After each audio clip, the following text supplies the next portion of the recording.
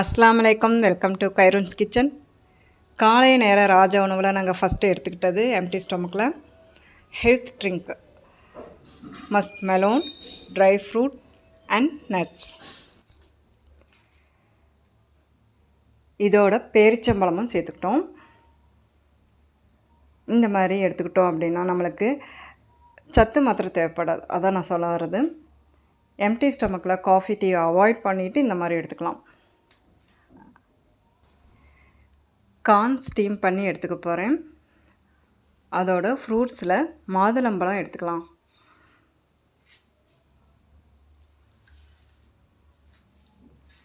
இதோட ராகி கூழும் ரெடி பண்ணியிருக்கிறேன்.